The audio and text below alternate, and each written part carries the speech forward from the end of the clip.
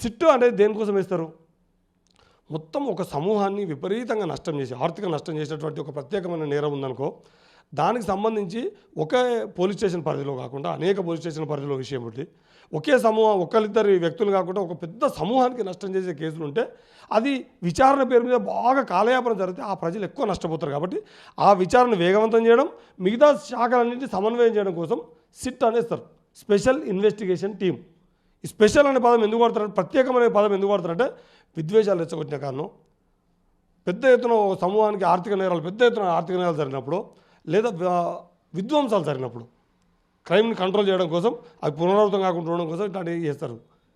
ఈ రాజకీయ పాపం గడుపుకోవడం కోసం దీన్ని వేయడమే. సిట్ అంటేనే ఒక రకమైన వేరే అర్థం ఉంటుంది. షిట్ అయిపోయింది, అది సిట్ కాస్త షిట్ అయిపోయింది.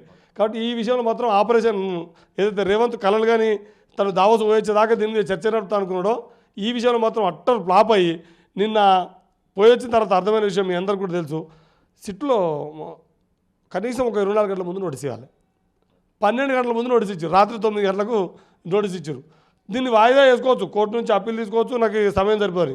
కానీ మీరు చూస్తుంటారు మహేష్ భాయ్, సిద్దిపేటలో ఒక ప్రభుత్వ ఆసుపత్రిని ఎట్లా నడపాలి, దాంట్లో ఉన్నటువంటి లోపాలు సౌకర్యాలు లేమి ఏముందని అట్లే వైద్యులతో మాట్లాడి, అట్లే కార్యకర్తకు సంబంధించినటువంటి ఒక పూర్తి స్థాయి కార్యకర్తగా పనిచేసినటువంటి వాళ్ళ కుటుంబాల్లో జరిగినటువంటి ఒక ఆత్మీయ పలకరింపు, వాళ్ళ కుటుంబ పెద్దలు కోల్పోయినప్పుడు వాళ్ళ ఆత్మీయ ఇట్లాంటి పనులలో ఉన్నాడు.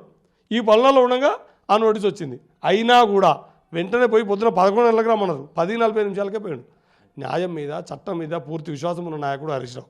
ప్రజాస్వామ్యాన్ని మరింత పరిపుష్టం చేయాలి, ఈ ప్రజాస్వామ్య విలువల్ని కాపాడాలి అని కోరుకున్నటువంటి హరీష్ రావు అయితే 7వ హామీ పేరు మీద దాన్ని తుంగలో దొక్కినది రేవంత్.